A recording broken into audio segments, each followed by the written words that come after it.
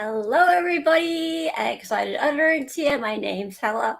And look, I have Sarah here. Sarah is here. And you know what? Hang on. I just had myself talking in my ear. That was really annoying. It's a special day. It's always a special day. But it's a very, very, very, very special day because it's not only Scott Peterson's Innocent Day, which is fun because we always dig into all of the facts of that case, but we have a really special guest coming today who I've never met before. And you know how, like, as far as I'm concerned, meeting people on here, like face to face, is meeting people. It might as well be. But meeting this lady, Brandy Churchwell, is going to be cool because she's one of the first people that I ever really saw on the trial YouTubes about a year ago when I started watching trials and things. Actually, that's not really true. I started watching trials and things about sort of 18 months, a bit more than that. But I saw her start her channel.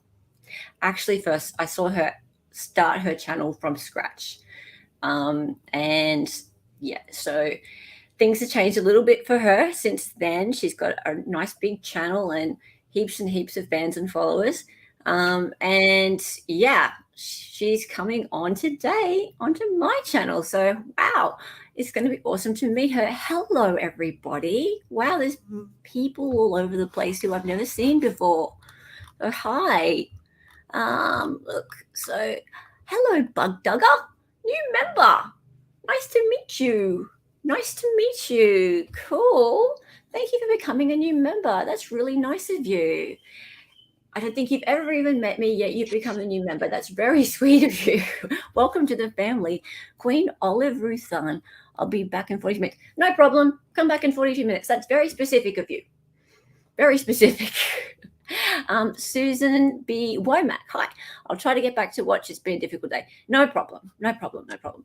Brandy's on her way. So hopefully by the time you get back, she'll be here. Just saying hello. Stream will be late for me, but I can't wait to watch you and Brandy in the morning. No problem, P. Lola's mum. It's great to have you. Okay. And yes, Murphy Turfy, one of our fantastic mods. It is a super special guest today. It will be indeed. And who else have we got here? Snivels. You've changed your name back to Snivels. You stopped pretending to be not Snivels. Good. And so happy to see my friends here. Oh, yes, absolutely, Candace. It's great to see you here. Wonderful. Now, before we keep going, and because he's going to start making noise, I do have a co-host who's with me a fair bit of the time when I stream. Yeah, I know. He's down backstage and he's just like really annoying until I let him in. I have a co-host and he's one of my best friends in the world.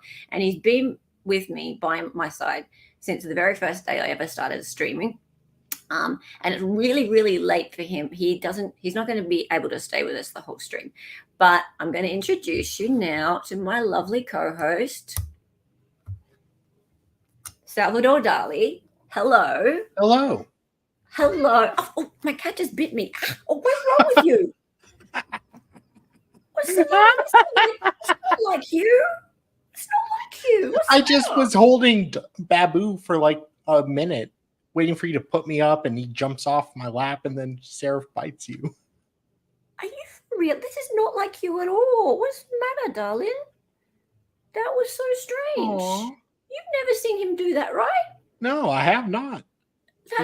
He's jealous of Babu. He smelled Babu. Where's Babu? He just got mad at me and left. Yeah, okay, that was really strange. Something really bothered him just then.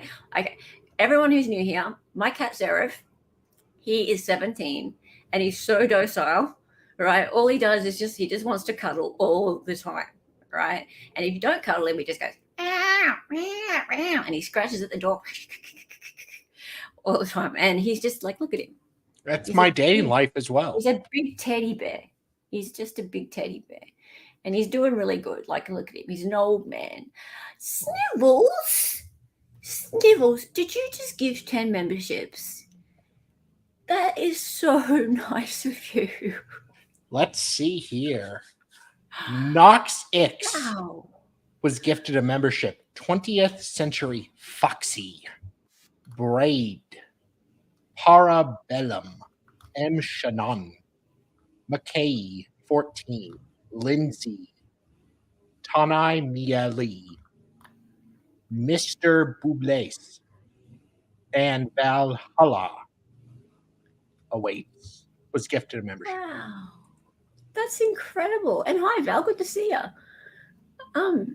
Hey, Jen. Wow.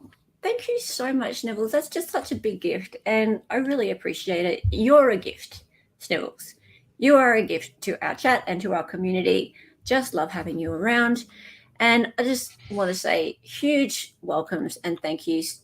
Thank you, Snivels, and thank yous to everyone for being here. I know I'm a new face to you all, so is Darlie. But this is just it's such a blessing to have new people coming into chat and welcoming us to your lives and to be open to having us and all our chat as well. And my very strange cat at the moment. I've never seen him act like that. No, I've never seen my cat act like this before. This is so weird. Trust me, my cat is just havoc. Oh, but yeah. Seraph is a sweetheart normally. Seraph is usually just like a very placid old man. Yeah. Okay, and I know also the topic of this stream, it's a bit confronting, especially if you know this case and you know of this man and you have an opinion of him, which I probably have a very similar opinion that he's not very likable. Scott Peterson is not a very likable man at all. He is, let's just say, he's pretty much a jerk. And Crime and Cask is here. Hello, Crime and Cask. Hey, buddy. Crime and Cask is a wonderful author, and he was a guest on our stream on Saturday for Murdoch Mails. Thank you so much for being here. Oh, it's wonderful to have you. An even better author than Becky Hill. And that's up against some pretty stiff competition, I have to say. Yep, indeed. Not one word plagiarized. I'm sure. Yeah, I know. He wrote it all himself. It's hard to imagine. No, didn't even. Not even once did he go by the BBC at all. I know. And he had deadlines too. And he had deadlines, real deadlines. Yeah, so wonderful to have you. Hello, Kelly. Good to have you here. New here, Brandy sent me. Hi, Brandy is the best. That's excellent. Hey, Josie. Good to have you. One of our wonderful mods.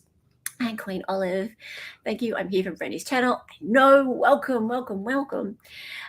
Yes, and we're going to get into it in a sec. But yeah, I just wanted to say also that I know that Scott Peterson is a bit of a divisive character, to say the least.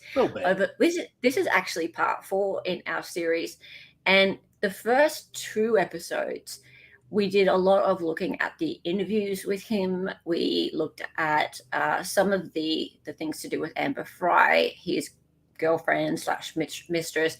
Had a bit of a listen to some of the wiretap phone calls with her. So we looked at a lot of the sort of character evidence and things. And yeah, he's not nice, right? The guy's a big liar, pants on fire.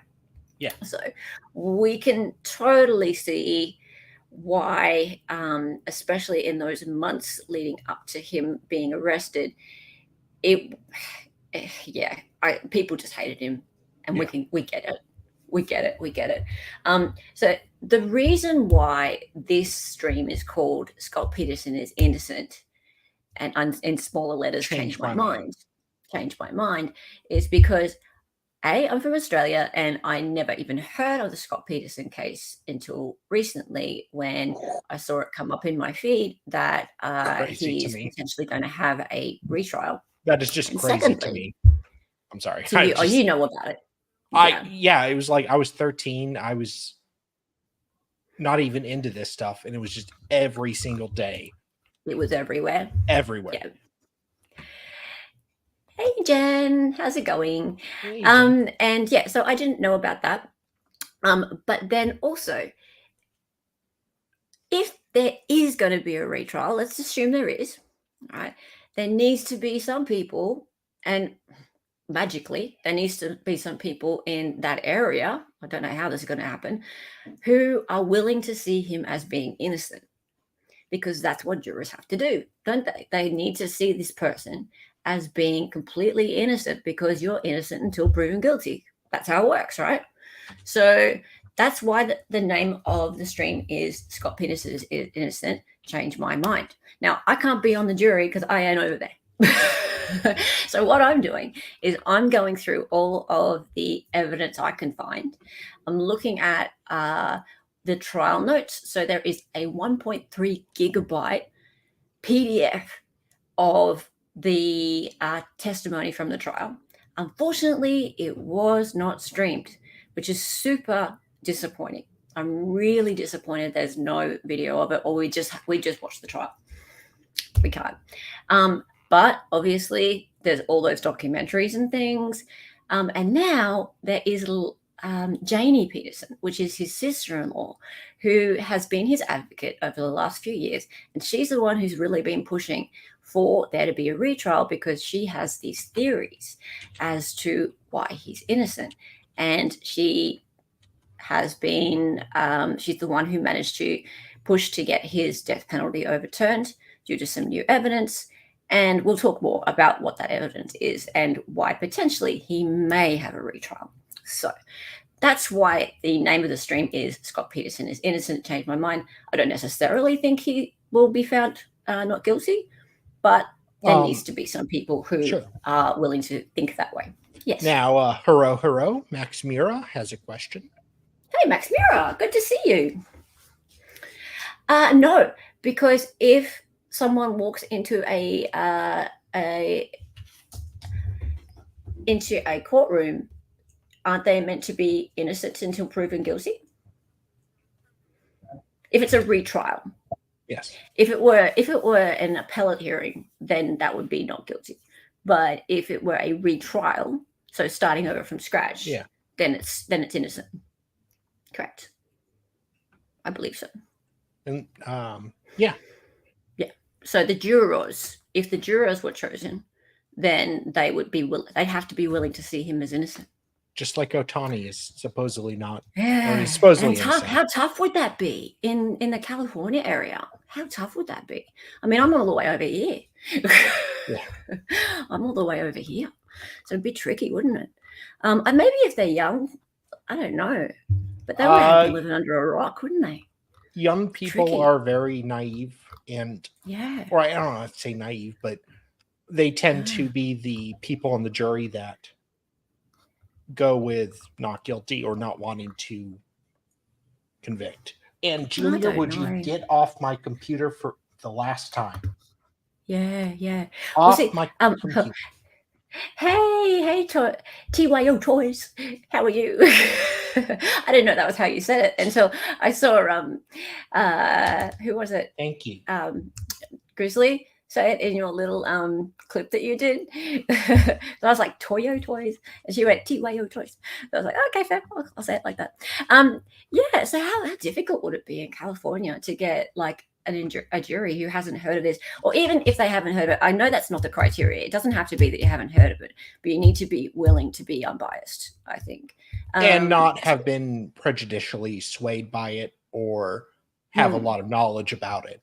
But yeah, I mean, cases like this, Rittenhouse, OJ, I mean, it's everywhere, especially Casey Anthony, especially in the local market. It's very, very, very, very hard to find unbiased jurors.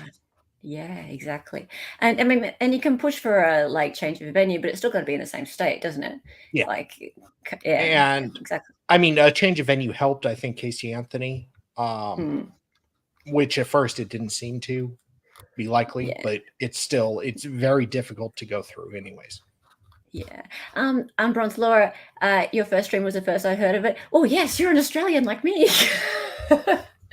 So yes, he can't move his retrial to Australia, unfortunately, or to the moon.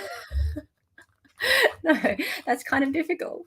Awesome. Or All right. Sweden. So, but I tell you what, it's so interesting. Like, so it's been now 4 weeks that I've been pulling this thing apart, and it's so interesting. There's so much to this. And I mean, just in preparation for this stream with Brandy, now that, like, as I said, the first couple of streams we looked at the stuff to do with his behavior. And then last stream, we started to look at the exculpatory evidence, just the beginning of it. And now, in this preparation for the stream with Brandy, I've started to really dig a little bit further. And God, there's so much there. There's so much on both sides. If he does get a retrial, I tell you what, it's going to be worth watching. It is going to be some spectacle. The first trial was 5 months. It took 5 months. Like, we're all going to be sitting watching for like an eternity. Ashley, I was very young when this happened, so I actually don't have a bias. I don't know much about that guy. Yeah, that's cool, Ashley. And that's interesting because I feel that there will be also a lot of people watching it who are willing to sort of see it for what it is and be persuaded. And that's cool. That's cool. There's a lot of stuff that didn't come in. Is what I'm noticing. I was 13, around 13 at the time. I have followed politics since I was like 4 because I'm a weirdo nerd. You are a weirdo. Thank you. But it was all over, like Fox and all the MSNBC, all over those stations. It was just covered constantly. So I saw a lot of it, but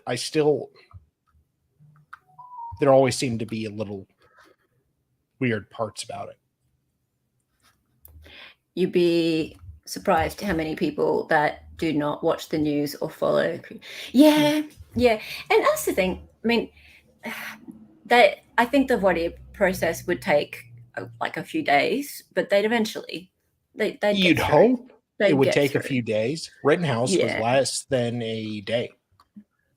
Yeah. So, I mean, there's times it just is rushed through. 2 of the jurors that were dismissed were on the not guilty side. I heard 1. I didn't know it was 2. Right?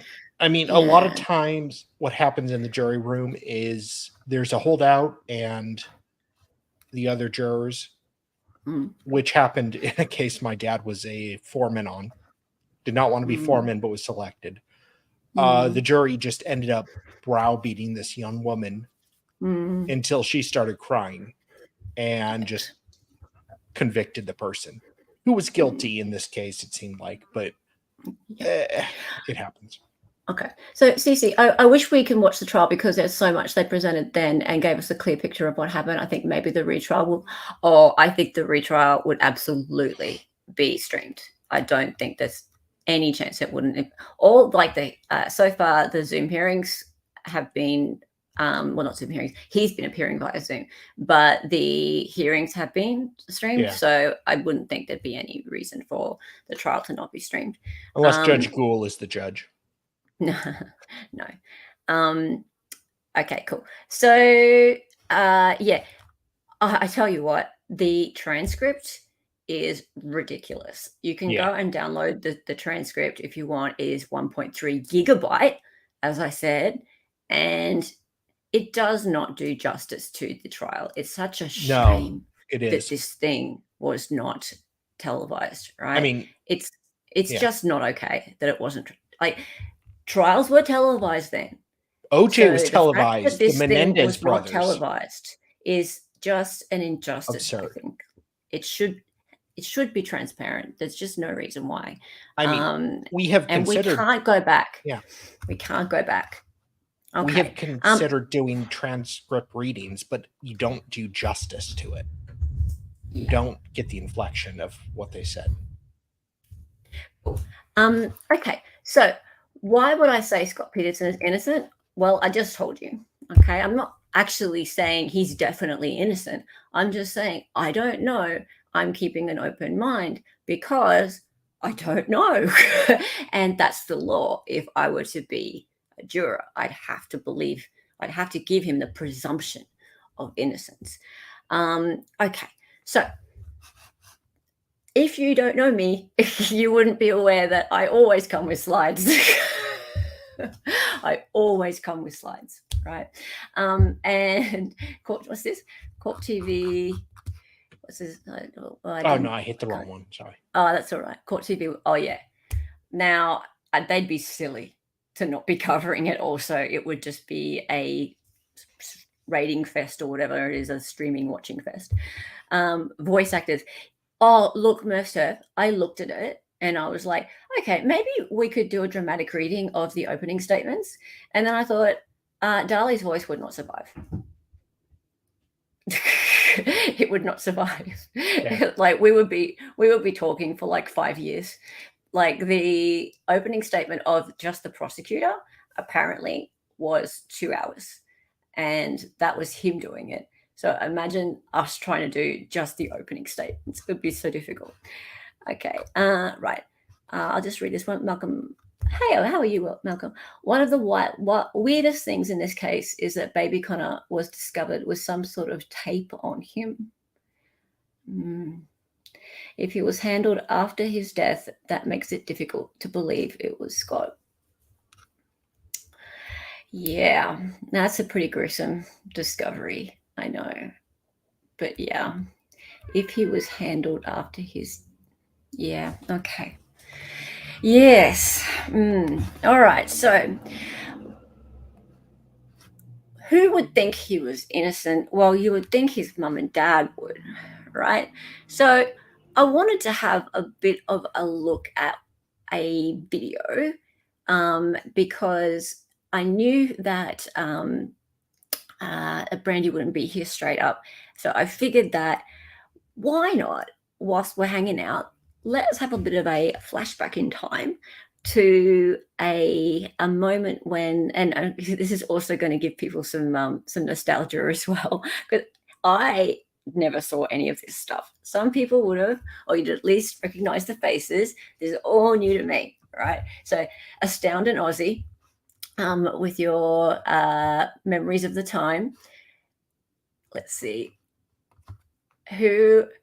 Oh no, that's not the faces. But these are the mum and dad. Mama and Papa stood by Scott through the tough times. Oh, Mama and Papa. Mama and Papa Peterson. Yes, indeed. Okay, so we're going to have a look at. Oh, here we go, and I just get this happening. Oh, share this tab. Yeah, Scott I know, Kitty Cat. Who's that? Your child is accused of murder. This guy. Who? John Stossel, I believe. John Stossel. I think so. Okay. Well, he's just the prisoner. Yeah, John Stossel. I remember his sexy mustache.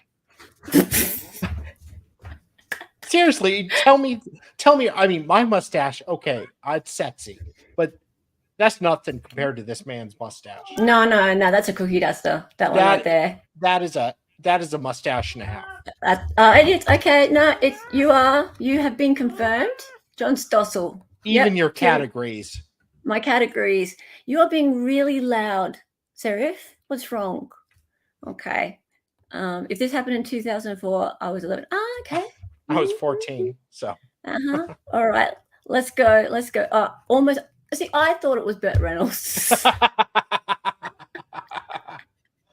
All right. So we're going to watch a little interview with the parents, and this a couple of. Actually, this was halfway through the trial, I believe. Let's check. If you watch closely, his mustache actually talks. Okay. That is also a nightmare, and that's the situation for the parents of Scott Peterson. He's on trial now in California for the murder of his wife Lacey and their unborn son.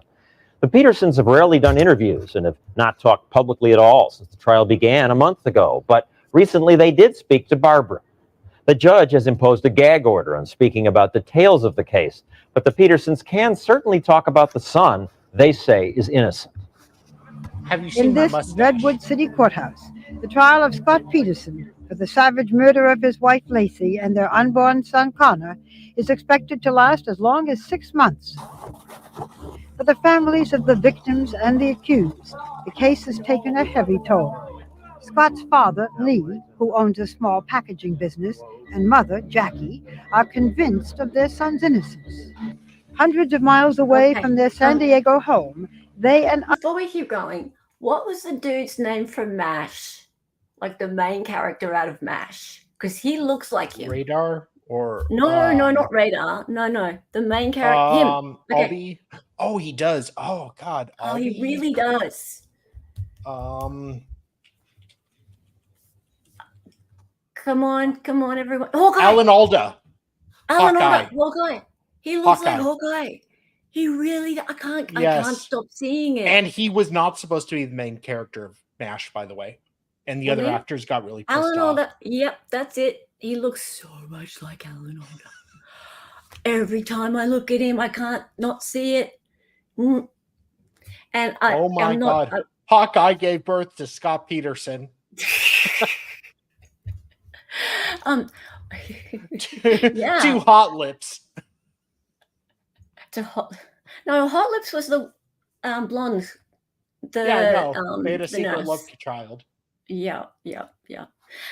Also, I'm not surprised that the mother passed away. She had chronic not laryngitis. Anyway, they say it in a minute. Yeah. Bad who stuff. owns a small packaging business, and mother, Jackie, are convinced of their son's innocence. Hundreds of miles away from their San Diego home, they and others in the Peterson family have pledged to remain at Scott's side, whatever the emotional and financial cost. As the case unfolds, the Petersons must reconcile two versions of their son. One as a wrongly accused husband who grieves for his murdered wife and unborn son, and the other an adulterer turned cold-blooded monster. Why don't you sit right here? We met with the Petersons a few miles from where the trial is taking place. They seemed exhausted and emotionally spent. Mrs. Peterson suffers from chronic bronchitis and is hoping for a lung transplant. Her condition, as you will hear, requires her to remain on oxygen. You have been at your son's trial every single day, yes? Yes. Yeah. It's consumed us totally, so that there's no joy in any of our lives since Lacey went missing. To a world transfixed by the Peterson case, the sordid facts have become all too familiar. The Petersons had been married for 5 years. On Christmas Eve of 2002, 27-year-old Lacey Peterson, 8 months pregnant, mysteriously disappeared. Within weeks, suspicion turned to her husband Scott when a massage therapist named Amber Fry revealed that she was having an affair with him, a fact he did not initially tell police. Okay, so we watched the the press conference with Amber Fry a couple of streams ago. Who here has seen the press conference with Amber Fry? Who, like, people who are new to chat today, like, who has seen it? Because it was like a moment. In fact, more the question is, who saw it when it happened? Like, you did, didn't you, Dali?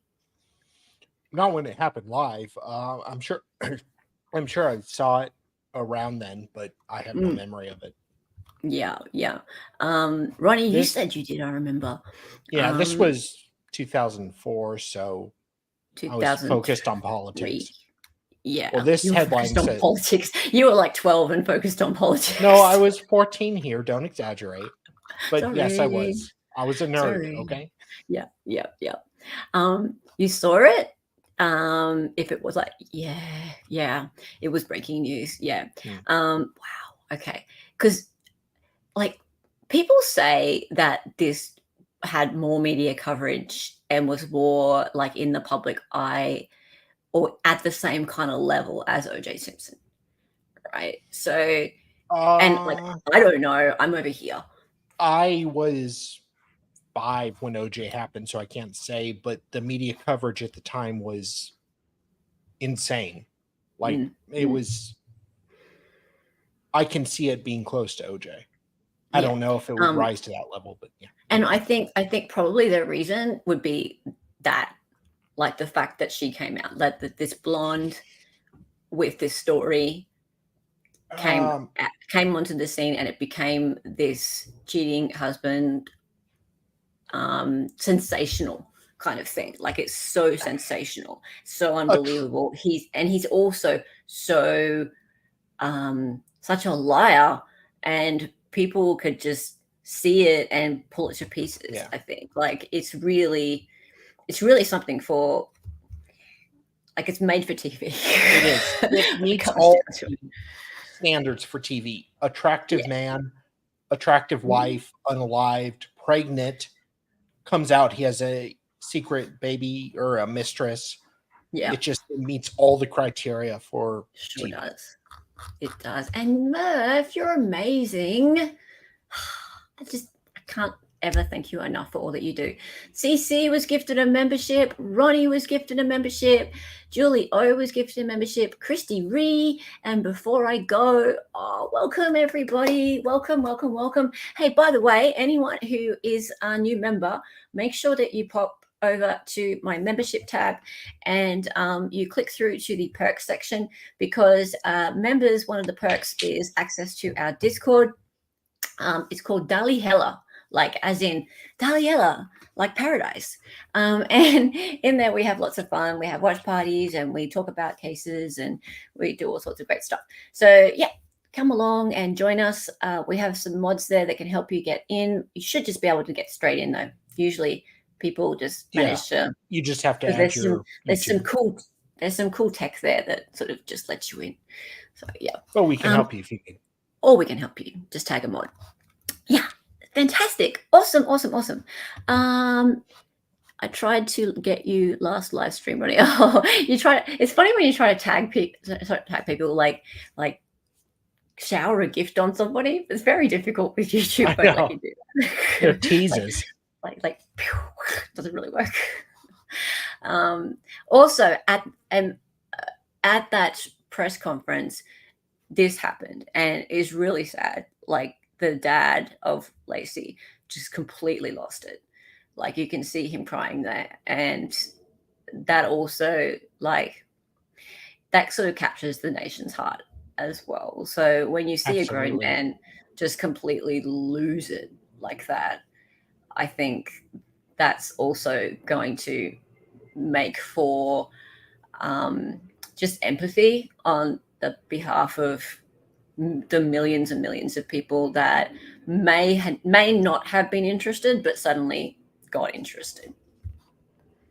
Once the affair was exposed, Lacey's family, the Roaches, who had been supportive of him, began to distance themselves from their son-in-law. 4 months later, the decomposed bodies of Lacey and the baby they planned to name Connor were found washed ashore in San Francisco Bay, downstream from where Scott says he was fishing the day Lacey vanished. A few days later, Scott was arrested and charged with 2 counts of murder.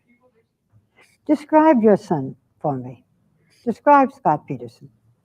Gosh, where should I start? He loved to hug and kiss, and very affectionate. Just a really kind, sweet little guy. Was Scott ever violent? Did he have a temper? He had no temper, Barbara. He's got my temperament. I don't get angry. I get hurt or sad. Was he ever in trouble? No. Never in trouble. Never in trouble of any kind. He's too good to believe. That's it. I swear, we never had to swat the kid or anything, ever. How did Scott feel about the fact that he was going to be a father? Spank him. Very excited. Happy. He built a nursery? Yes. Called us at 7 a.m. in the morning when she took the test. And I said, how do you know? And she said, I took the test. They tried for 3 years to have a child. They did? Yes. When was the last time you physically saw Lacey? How many days before she was missing? 4 days. And everything seemed fine? Yes. Oh, yeah. Yes. We were all putting our hand on the baby's stomach. Scott was trying to find it for us so we could feel it kick. And they were just ecstatic. When you first heard that Lacey was Brandy's on missing. her What did you think? way. How did you hear, first of all? The phone rang, I answered it, and Scott was sobbing on the phone, right and all back. I could hear was Lacey and Miss, and I thought she'd miscarried. Oh, And my heart just sunk. And then I said, settle down, take some deep breaths. Everything's going to be okay. Take a few breaths and then tell me slowly. And he told me she was missing. You know, there have been reports that he showed no emotion. How are you doing personally? How are you holding up to all this? Well, This is a lot. tremendous strain, obviously. So, Questions, Scott. Yeah, Let him what are you rattle, gonna Scott. People have said he was emotionless. No, it's not true. Most people know that. He showed emotion, but he didn't cry 24 hours a day. He cried privately. He worked at trying to find her. he cried He privately. tried to keep us up, because we were breaking down too, so he'd try to be brave for us. What? Can I so people in chat, I would like to ask a question, like if you did witness this, if you believe that he didn't show enough emotion and that that's a reason for culpability, or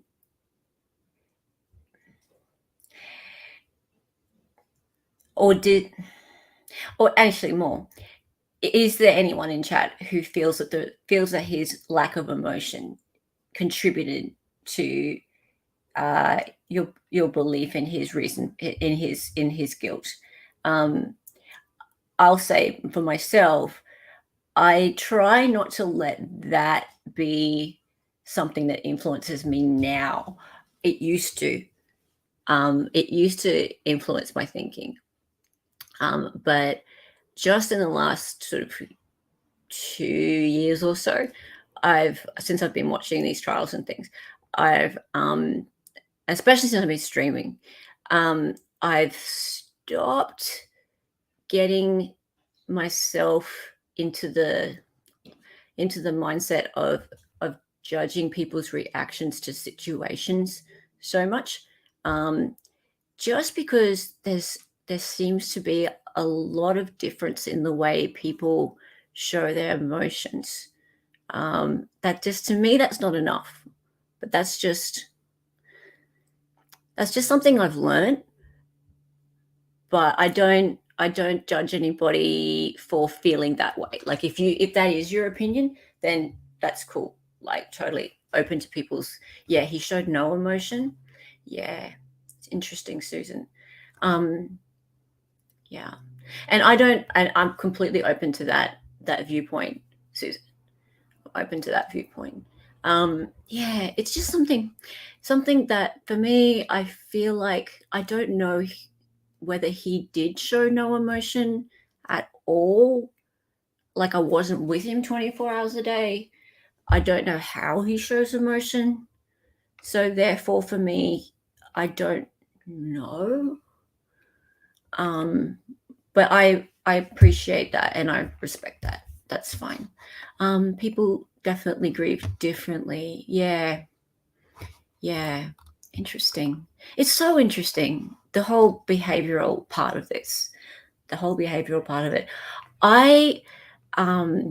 What I did find really curious about his behavior was there's an interview with him that we watched 2 episodes ago, and he was talking to this interviewer, and the phone rang. And if we have time today, we can go back and just look at that little bit. And the phone rang in his house, right? And he's talking to this interviewer, and he didn't flinch. Like the phone was ringing, and he's talking to the interviewer, and the phone's just ringing. And then he goes, "Do you want me to turn that off?" Like that. And and then the phone's ringing, and the interviewer goes, "Oh, okay." And he just like saunters over and just hangs the phone up. And then goes back to the interview.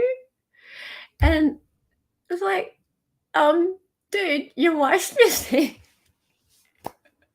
Like, what if that's someone with information about your wife that's missing? That got me. like that was, to me, that was much bigger than showing no emotion. To me, that was like, why did you not just answer the phone immediately? Like, why did you not just go, oh, the phone's ringing, like that? Why? Yeah, Ronnie, leave a message. That part got me. For me, that's a bigger thing, because that's like a reaction to something that could have been really, really, really important, rather than, because I don't know, I just have no clue what emotion looks like on him. But like an actual thing happening in his life at that moment that required attention, and something that was very important that he could have done something about. He didn't do anything about that at that moment. That to me spoke volumes. So yeah, it was very interesting. Yeah. Was that, although it wasn't observed directly, there were reports that Scott appeared removed or distracted, paying attention to texting on his phone. Later, it seemed to match texts he had to Amber. Yeah, fair enough. Oh, he was definitely interested in talking to Amber. There's no question about that. And seriously, Max, like, are you an expert on everything? Like, seriously, like, I'm not like saying you're a know-it-all. I'm saying, like, every time like there's a topic, you're just like, you're there and you know everything about it. Okay. Max is the next guest on this stream. Right? Max is the next guest. Okay. So love Max. You're awesome. Yes, and I had he no is. idea you knew anything about this. So you're coming on the next stream. It's just like the most random things he knows everything about. What did you say? Although it wasn't observed directly, there were reports that Scott appeared removed. That was you, right? Sorry, I didn't realize that was even you talking. Hey, Max, you're so cool. All right, let's keep going. What did you think when you learned that your son was the prime suspect? Couldn't believe it. We thought they were joking. Just disbelief. I mean, my God, here's a missing woman, and within days, you're focusing on my son, and you should be out looking for his wife and baby. Mr. Peterson, how do you know your son had absolutely nothing to do with this? It's just not in him. It is just not in him. I've never seen him mad. The only time I've seen him mad is if he misses a golf shot. He might get a little mad. Hey, That's it, at himself, yeah. What kind of a marriage do you think that Scott and Lacey had? They had a very good marriage. They backed each other up all the way. It was like it was them, and we were all outsiders. They were totally dedicated to each other. No worries. Did you have any idea that your son was seeing another woman? No. Amber, did you know that Scott was a married man? So when you heard that he was seeing another woman, what did you think? It was surprising. It was disappointing, but it's certainly not anything that's extraordinary. Well, if you thought the marriage was so good, were you not shocked? Oh, yes. Yeah. Yeah, we were shocked. We were shocked. We And were disappointed. unhappy. I mean, that's the reality of life. Men have affairs. Women have affairs. When their wives are 8.5 months pregnant? Probably That's more mostly so. when men do, we've learned. I had no idea. So is it your feeling, I don't want to put words in your mouth, but that Lacey was pregnant and Scott needed another woman for, I don't know, sex or what? What do you think? Stray. I think it's that simple, Barbara. I really do. There's no That excuse happens. for it. It It just happened. certainly doesn't give motive for murder. Good to see you. How is Scott doing? He's doing okay with the trial because he's actively involved in it, and he can see some light at the end of the tunnel. Really? It's hard to keep himself because there was a time he wanted to give up. Spoiler alert. Found his new love. It was about that time his father realized that he may have been mistaken. He could see some light at the end of the tunnel, really? During the trial? Really? Okay.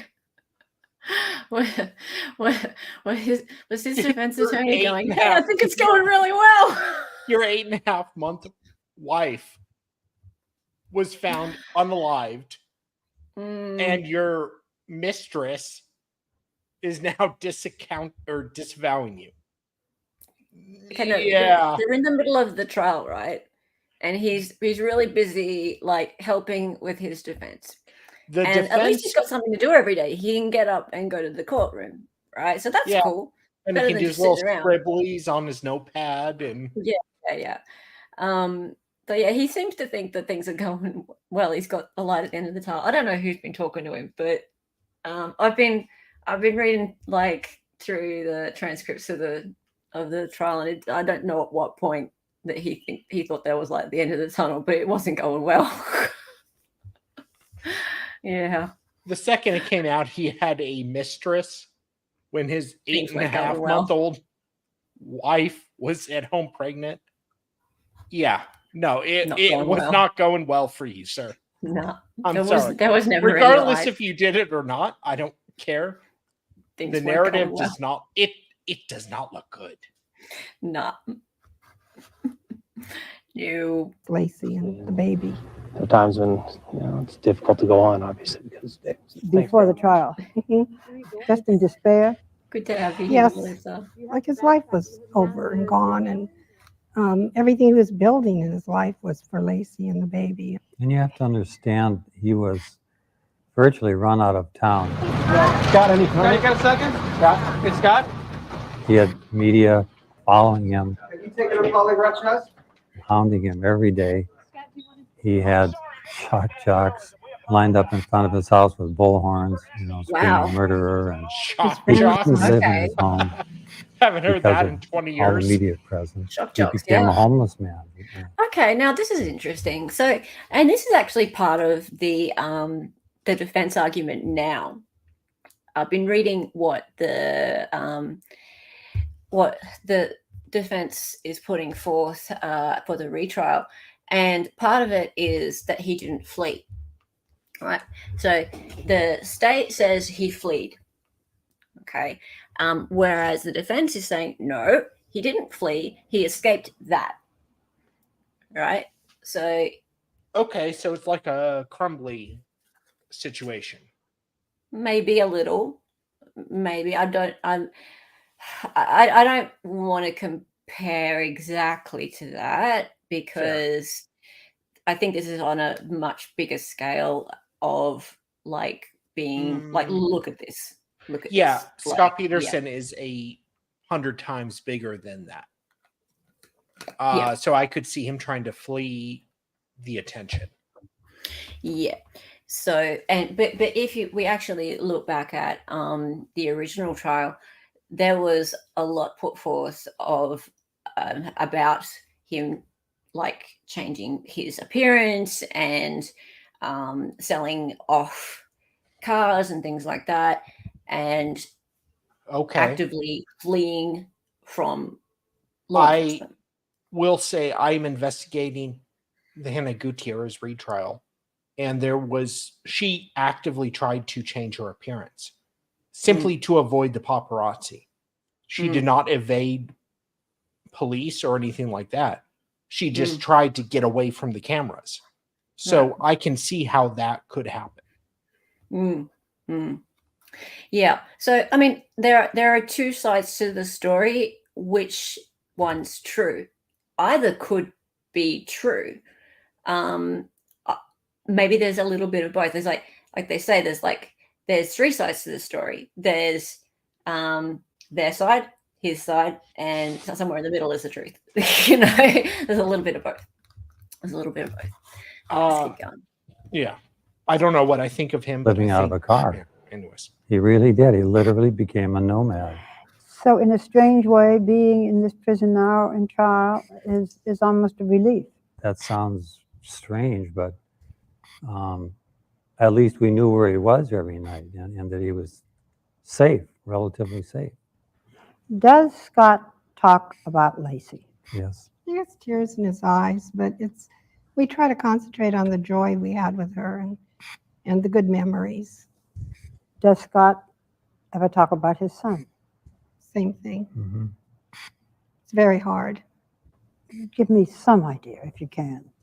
Well, we try to keep him up when we go there, but things come up, and then when we mention it, then he starts weeping, and we just try to move it up. Remember the good things, the nice times that we had together, and we'll always have those.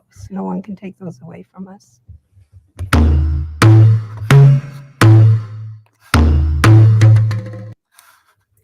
All right. Now, also, we have something that has come back recently, and basically what's going on at the moment is, because Scott's appeal is sort of in full force in terms of we don't have a retrial, but we have an appeal in process, right? So this is what is being put forth at the moment as his timeline, right? So let's have a little bit of a look and see what is supposedly, and take this with a grain of salt, everybody, especially if you're feeling that none of this is true. He did it. But this is what is being put forth by the defense. And I'll just start playing it, and we'll see. Brandy's going to turn up very shortly, and we'll move on and go through her opinion as well. And this is not my opinion, by the way. This is from the defense's side. It's just we have to look at the sides. So let's have a look. And is on death row for the murder of his wife, Lacey, and unborn son, Connor. The prosecution's changing theories asserted that Scott killed Lacey in their Modesto, California home sometime between the evening of December 23rd and the morning of December 24th in 2002. Scott was asked about the events of these days many times by many people. This timeline is assembled from 18 different sources, including interviews with law enforcement and media, wiretap phone calls, and casual conversation. Detective Brokini with the Modesto Police Department testified that Scott, quote, told me a lot of truth, unquote. Not only does this timeline show how truthful Scott was about the events of December 23rd and 24th, but it shows also the lack of time he had to commit the crime he's convicted of. Beginning the evening of Monday, December 23rd, Scott said he and Lacey went to Salon, where Lacey's sister, Amy Rocha, worked, and that Amy gave him a haircut. Amy Rocha confirmed this to be true and added that she showed Lacey how to fun flip her hair with a straightener. Amy testified that Scott invited her over for pizza that night, but she already had plans. She said Scott mentioned plans to golf in the morning and offered to pick up a gift basket that Amy had purchased for their papa at a store called Bella Farms. Amy Rocha told police that Lacey was wearing tan pants and a black blouse with small flowers. Scott said when they left the salon, they picked up Mountain Mike's Pizza on the way home. Once home, they ate pizza and watched Monday Night Football. At 8:30 p.m., Lacey spoke with her mother, Sharon Rocha, on the phone to confirm their Christmas Eve dinner plans at Sharon's the next day. Scott said after Sharon's phone call, they continued watching football and then watched the movie The Rookie. Scott estimated they went to bed around 10:30 p.m. and that Lacey wore his blue pajama pants to bed. Amy later identified both the pants and blouse that Lacey was wearing on December 23rd during a search warrant of the house. Lacey's clothing from the 23rd was accounted for after she went missing. She was not murdered or abducted in this clothing, which unfortunately is presented as a fact in the made-for-TV movie The Perfect Husband. On December 24th, Scott estimated Lacey woke up at 7 a.m. She got dressed and placed the blue pajama pants in the hamper, which is where they were found during a December 26th search of the house. Scott said she ate right when she got up to avoid feeling sick, and Lacey's mom confirmed this to be true. Scott said Lacey had already eaten cereal by the time he woke up between 8 and 8:30 a.m. Lacey had a piece of toast while he ate cereal. No.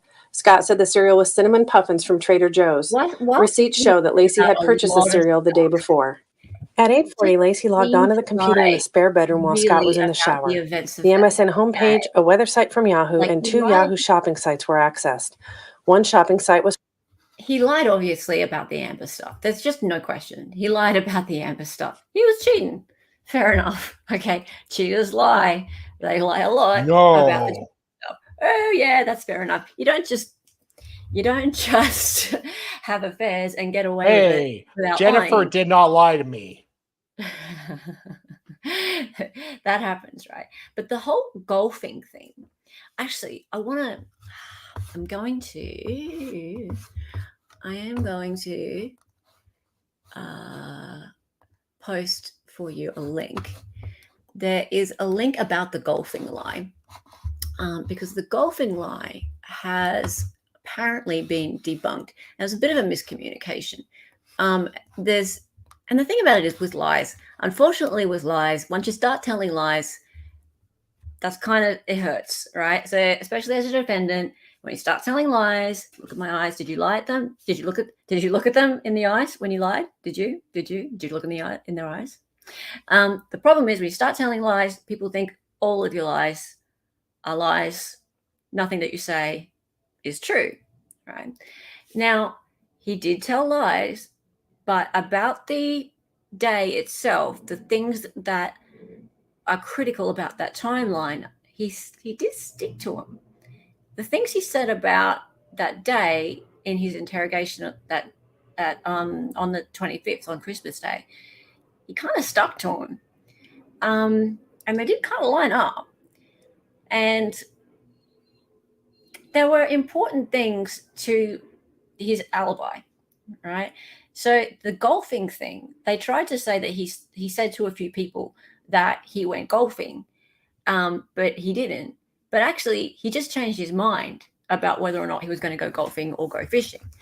And this was debunked later. So I'm going to actually, I'll keep the video going, but I'll post in chat a link to where that is shown. We'll keep going. For a red Gap scarf and the other a sunflower umbrella stand. Lacey logged off at 8:45 a.m. An analysis of Lacey's typical computer use could have been done to confirm that this was in fact Lacey on the computer, but Detective Wall with the Modesto Police Department was never asked by the investigators in charge to do this analysis. This is evidence that Lacey Peterson was still alive at 8:45 a.m. As Scott got dressed, Lacey told him about her plans for the day. She was going to walk Mackenzie, go back to the store, and make gingerbread. She needed to buy bread for the French toast they were going to serve at their Christmas brunch. When recalling this conversation, Scott called it cordon bleu French toast to one person and Grand Marnier French toast to another. Scott also mentioned that Lacey had to marinate French toast. The recipe was on the kitchen counter. It was actually creme brulee French toast, calling for Grand Marnier, and the bread had to be marinated anywhere from 8 to 24 hours. Oh, no. In a recorded phone call with Lacey's mom Pause. that morning, he said, quote, that Lacey looks so cute. Yes. Scott did not marinate his bread long enough. Guilty. What kind of man doesn't marinate his bread long enough? Guilty man. Stop it. Because she was sitting on her bench in front of the mirror, styling her hair the way that Amy had shown her, unquote. This photo, taken the evening Lacey disappeared, shows Lacey's curling iron on the bathroom counter with the cord extended toward the outlet near the toilet. The housekeeper, Margarita Nava, who was there the day before, testified that nothing was on the bathroom counter and no bench was in the bathroom when she left. This is evidence that Lacey was still alive and curling her hair. Scott said he then loaded 3 patio umbrellas from the backyard into the bed of his truck. He was going to store them at his warehouse. Neighbor Kristen Dempwolf walked by while Scott was loading the umbrellas. She said Scott was smiling and called out good morning to her. Scott then went back into the house and filled the mop bucket for Lacey so she could mop the floor. Scott told Detective Brocchini that he and Lacey were first watching the Today Show and then had Martha Stewart on. Scott remembered seeing something on Martha Stewart about meringue and cookies. Okay, now this cookies and meringue were in fact mentioned on Martha Stewart on December 24th at 9:48 a.m. This was already just that this piece of evidence here about the meringue. It already was put forth at the first trial. So, whilst so wait, basically Scott Peterson or Martha Stewart's trial? not Martha Stewart's trial. Okay. So, interestingly, when the trial started, the prosecution put forth that Lacey could have been unalived on the 23rd or 24th. But this evidence here is actually kind of important because coupled with some computer data, Scott remembered that when he, in the morning, the TV was on and that Martha Stewart was on and they were making some meringues. And the defense actually went and dug up the TV archive and contacted the TV station and found out that actually, yes, they were talking about meringues that morning. And there's a little bit of archive footage. There's the footage showing that, yes, they were making little meringues that morning. All right. And so that was presented at trial. And that, along with some evidence from the computer showed that Lacey was alive and the TV was on, and she was also doing some research on the computer about some umbrellas and scarves that morning. So she was alive that morning in the house. So by the end of the trial, in the closing statements, closing arguments, the prosecution said, well, we can't prove whether it was the 23rd or the 24th. So they managed to get it down to the 24th. Based on the defense proving at least that, because of Martha Stewart. Yeah, and meringues. Yeah, you have to ask why Martha Stewart is on if Lacey is not alive. Scott said he then left out the side French doors for work while Lacey was mopping the kitchen floor. Scott gave various estimates of when he left home, all falling between 9:30 and 10:30 a.m. He made the 9-minute drive to his warehouse, checking the voicemail on his cell phone at 10:08 a.m. Scott parked at his office and entered through the pedestrian door. Scott told the police that he had checked his email and sent one email to his boss, who had left him the earlier voicemail. Computer forensics showed Scott continuously logged onto his computer for 26 minutes between 10:30 and 10:56 a.m. He checked email, sent email, and looked up instructions on how to assemble a woodworking tool called a mortiser that he had just received via UPS. There's approximately 20 minutes from when Scott logged off the computer to when he left the warehouse. Scott said during this time, he cleaned up the office a bit and began assembling the mortiser.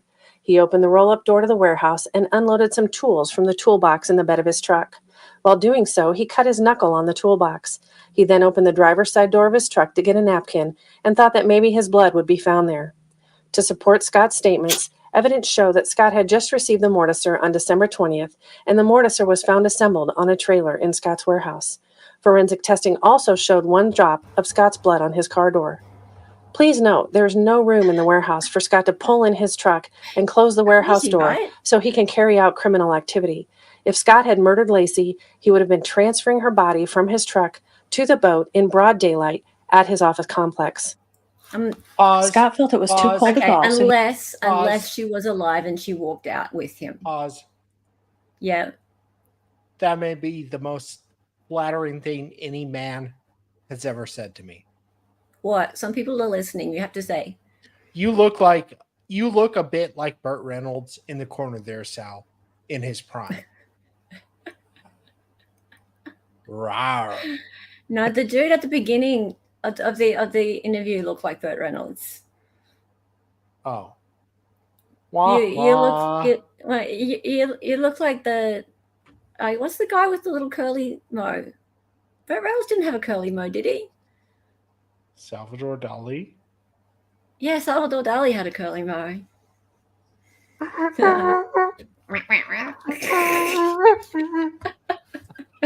All right, let's keep going. Carry on, my wayward Fed, son. You're so lovely, Fed. You're so lovely. Thank you, Fed. But yes, thank you for making Sal's day. I just wrecked it. He decided to head to the Berkeley Marina to try out his new fishing boat. Scott backed up his truck, hooked up the boat, and pulled it out of the warehouse. He then had to close the roll-up door to the warehouse from the inside and exit back out the pedestrian door through the office. Scott left the warehouse at about 11:15 a.m. to drive to the Berkeley Marina. He thought it took him about an hour and a half to get there, maybe a little longer because he was pulling a trailer. Supporting Scott's statement, Yahoo Maps shows it's a 1 hour and 36-minute drive to the Berkeley Marina. Scott purchased a boat launch ticket at 12:54 p.m. when he arrived at the marina. Scott gave this ticket to the police the evening of December 24th when they asked him if he had any proof that he'd been at the marina. Scott then launched his boat. He told police he motored north for probably 2 miles and that he was near a little island that had a bunch of trash on it. He saw a big sign that said no landing, and there were some broken piers. He assumed it would be a decent shallow area. He had forgotten some lures he'd purchased from Big Five in his truck, so he used some freshwater jigs from his tackle box. He trolled a bit and then headed back to the marina because it was getting wet. Fitting Scott's description, the island described turned out to be Brooks Island. Prosecution witnesses also confirmed the area to be shallow. Scott's Big Five bag containing his new lures was found by the police in his truck the evening of December 24th, confirming his statement that he had left them there. The fishing pole Scott purchased on December 20th had a freshwater jig on it, and the tag for the pole was in the bottom of the boat. Scott, in fact, was fishing while out on the bay. When Scott arrived back at the marina, he said he talked to a couple guys about fishing and that a couple maintenance guys got a good laugh from him trying to back his trailer down the ramp to load the boat. Detective Rick Armendariz They got interviewed a a good maintenance laugh worker from named him Michael trying to back his Vestry trailer on down the December boat. 27, 2002. Okay, that's funny. All right. So Look, they were laughing at him trying to reverse the boat. Look, when people do stupid shit on the lake, you laugh at them. I saw somebody trying to like row a boat backwards. They didn't have any idea how to do it. They were just going in circles. It was pretty funny. Okay, this lines up, right? Because he didn't know where to go to fish. He didn't know what kind of lures to bring. And that was a brand new boat. He didn't know anything about what the hell he was doing, right? And this is going to come through later as well. So actually, it was part of the prosecution's opening statements that he just didn't know anything about fishing. So he was a shitty fisherman. He was a shitty fisherman. Guilty. Yeah, guilty. Yeah, guilty. But I mean, I don't know if he did it, but just. But I mean, it was okay. But he got a new boat. He didn't know much about fishing and boating. But I mean, we all got to start somewhere, don't we? Hey, Amber, want to see my boat? Okay. I got a new boat. Maybe it was to pick up. Want to see my boat? Let's see my boat. Okay. But I do think it's quite funny that people were laughing at him trying to reverse the oh trailer. yeah, you always mock them. That's quite amusing. Oh, and that's hilarious. why people remembered, because they remembered laughing at him trying to reverse the trailer boat. You right? No, I'm just thinking about the times I've gone on. No, I'm just thinking about the times I've been on vacation and seen people do just stupid stuff. And just most men don't know what they are doing, Kelly P. Fair excuse. Well, some of it was women, but yeah. A lot of it was men too. So not a big boat, would be tough to hide a body. I've also seen people debunk the theory that he couldn't have dumped a body from a boat without tipping it over. You've seen people debunk that theory that he couldn't have dumped a body from the boat without tipping. Have you? Interesting. That's really interesting. Yeah, it doesn't look like a big enough boat to bring a body out on, but I mean, I don't know anything about this kind of stuff. Cool. Confirmed seeing Scott's vehicle and that the driver was having trouble backing the trailer in to get the boat out of the water. Scott, I really hope she doesn't know anything about this stuff. Oh, yeah, you better hope. You better hope. If you ask me to pause again, you better hope. Scott estimated being at the bay for about 90 minutes. From the time Scott bought the ticket to when his cell phone records show him leaving the area is about 78 minutes. Scott said when he left the marina, he called Lacey at home and on her cell phone. He said he also called friend Greg Reed and his parents on the way home. He said he got stuck in some traffic. Confirming his statements, Scott's message was retrieved from Lacey's voicemail by Detective Al Brocchini the evening of December 24th. Hey, beautiful. I just left a message at home. 2:15. I live in Berkeley. I won't be able to get to Villa Farms to get that basket for Papa. I was hoping you would get this message and go on out there. I'll see you in a bit, sweetie. Love you. Bye. End of message. Scott's cell phone records confirm all of the calls. Scott said he pulled over for gas at a Chevron in Livermore and called Lacey again. Bank records show this purchase was at 3:25 p.m. Scott makes another call to Lacey's cell phone at 3:52 p.m. but does not leave a message. Scott arrived back at the warehouse at 4:15. He said he unhooked the boat and estimated spending no more than 5 minutes in the office. He thinks this is when he sees a fax regarding an incoming shipment. He tells the police he remembers seeing the fax because he was disappointed that the shipment was arriving when it was.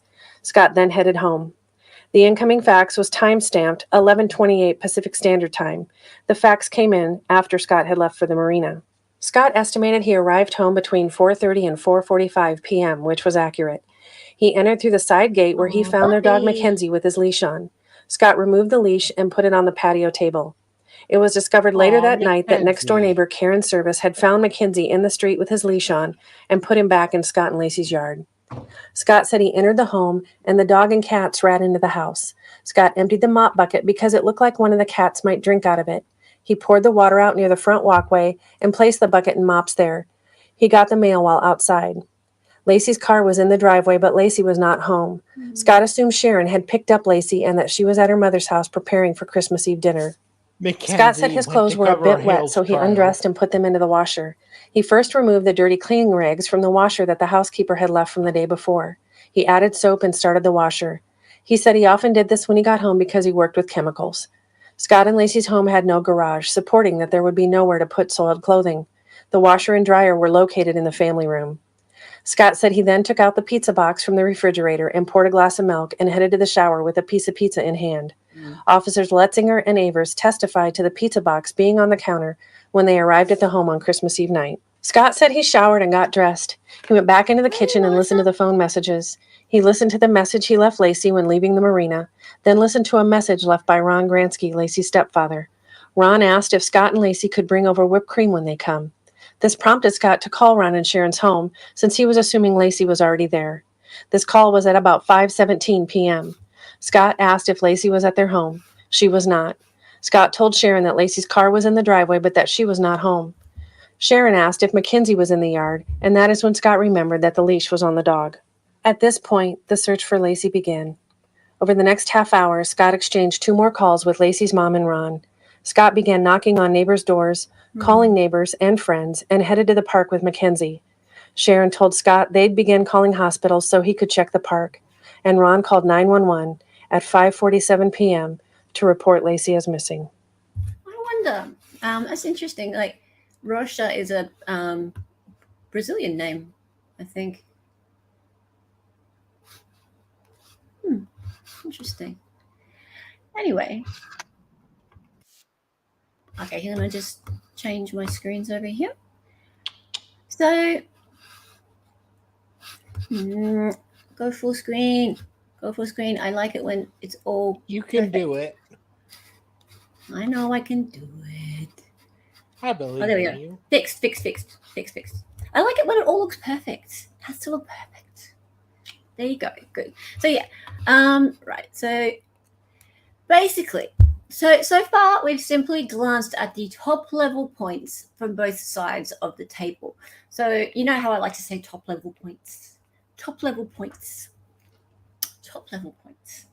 And like as I said, we did in the first weeks, like we did look at his behavioral things. We looked at some interviews with him. We looked at the stuff with Amber Fry. We're going to go back in future streams and look at more of the Amber Fry stuff because, oh my goodness, there's just so much spice there. But we've only just started it. As I said, I have been into the 1.3 gigabyte trial transcripts, and we've explored some of the key facts that successfully convicted Scott Peterson of murdering his wife, Lacey, and unborn son, Connor, on the 24th of December, 2002. There we go. There is a little bit of a tribute there to Lacey, and that's actually from Scott Peterson's family. Oh, there they are getting married. Ooh, she's very pretty. She's very, very pretty. They were married. Oh, Brandy. Oh, it's such a shame. Oh well, we'll keep going. It's cool, but I've got a bit more to do, so that's all right. That's cool. 32 minutes. That's cool. It's okay. It's okay. We get it. Understand. It happens. It happens. Traffic happens. You can't do anything about traffic. Well, you can yell and scream, but it doesn't help. You can yell and scream. Unfortunately, it doesn't help anything. No. But I understand. Okay. And yeah, so I'll look at her.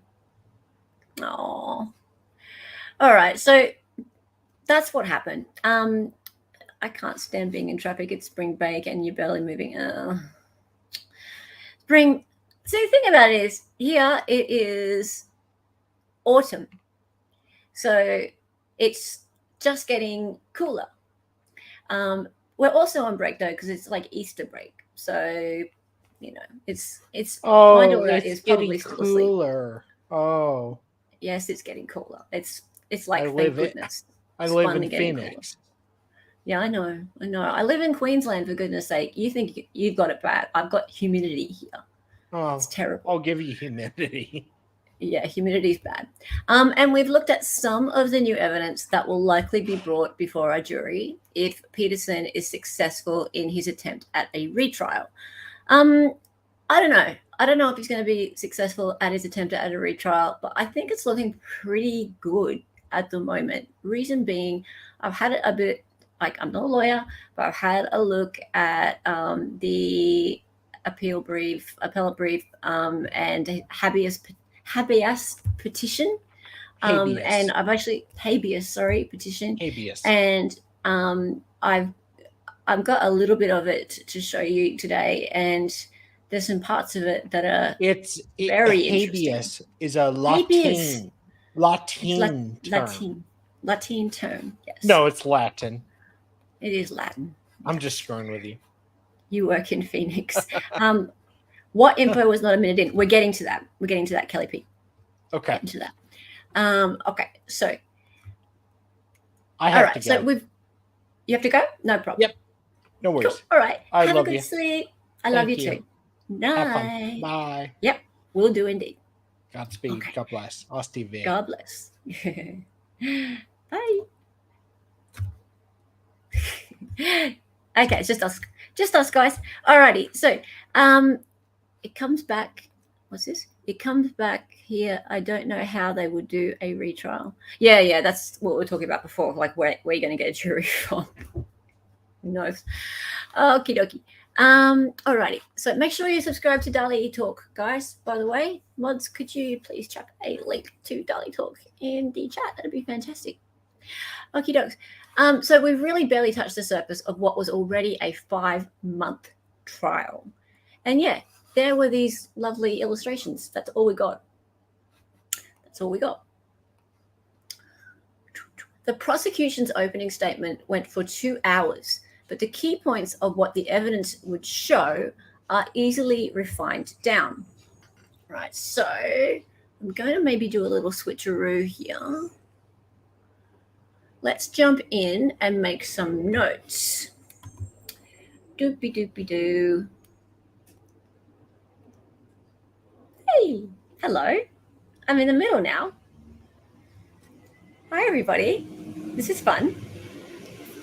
And there's a garbage truck outside my house. Oh, well, never mind. Okay. We're going to have some fun. And if Brandy were here, she'd be just there. And she does turn up. She's going to be in the middle too. Okay, so you can meet him next time. It's fun. All right, so this is directly from the state's evidence. What I did was I went and I had a look at the prosecution's opening statements, which always says what the evidence will show, right? Always says what the evidence will show. And as I said, it went for 2 hours. But then I found like an abridged form of it. So I found like point by point what the highlights were. And so what we're going to look at first is what the top level points of what the evidence will show as per what the prosecution put forth circa 2003. So it says circa 2003 up there.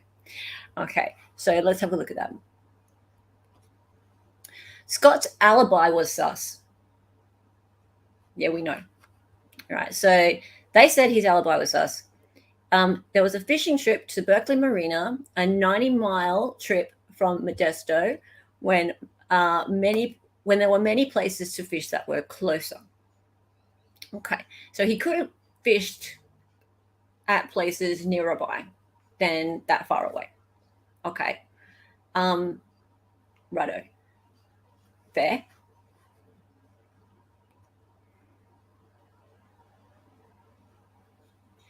And he couldn't say what he was fishing for or what baits or / lures that he used.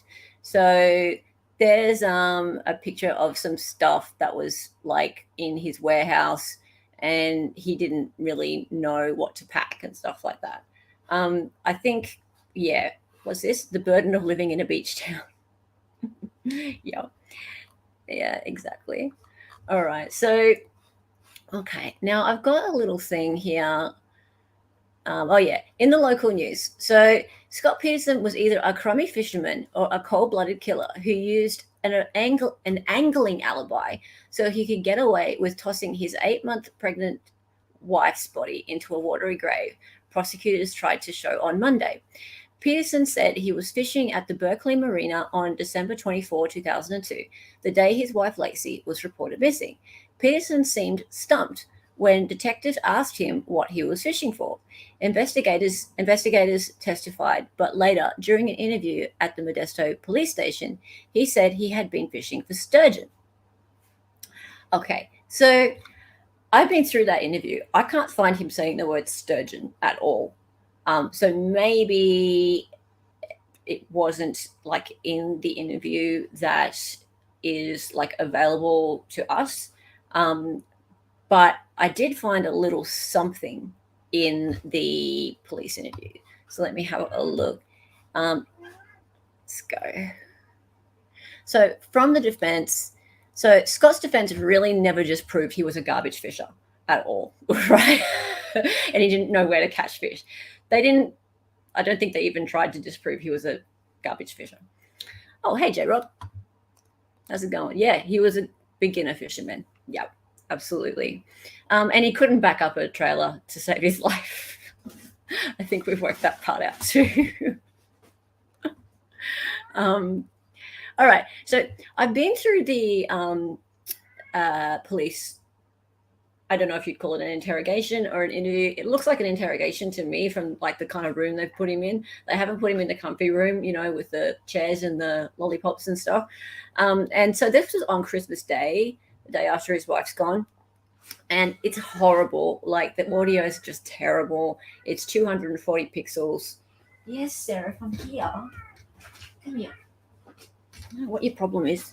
So I put, there's only just a couple of, like 1 minute of it that refers to him fishing. And I've put some captions on it so you can at least like read it if you can't hear it. You take a lunch?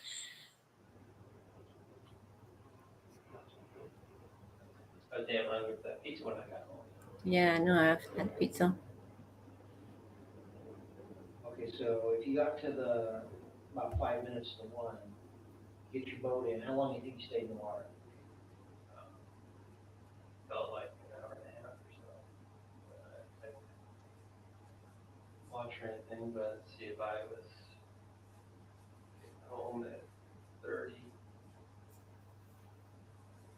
So it was in the boat in the water for about an hour.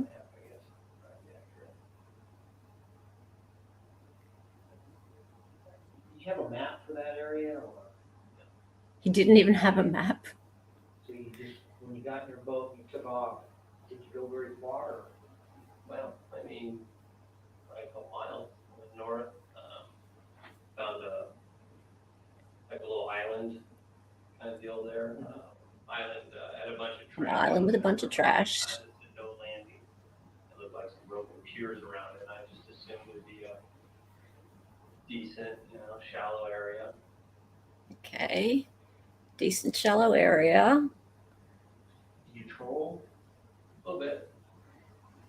Apparently he can troll a little bit. A lot of the reason I went was just to get that boat in the water. To see. Bye, Melissa. Thanks for being here. Amy. What's going on, Amy? And gets a phone call. He took that phone call.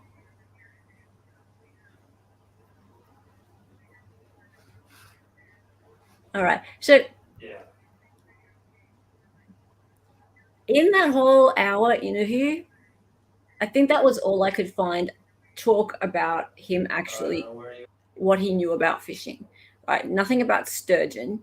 But it was very clear that he had no real plan as to how to fish. He just wanted to get the boat. He said he wanted to get the boat wet because it was a brand new boat. And he just went about an hour north, and there was an island with some shallow water near it. And he knew how to trawl a bit. That's it. So pretty garbage fisherman. Yeah. Oh dear. Okay. Also on the state's evidence, he told at least 2 people that he went golfing. We spoke about this before. So, okay, that goes to his lying about where he was on that day and that his alibi was sus.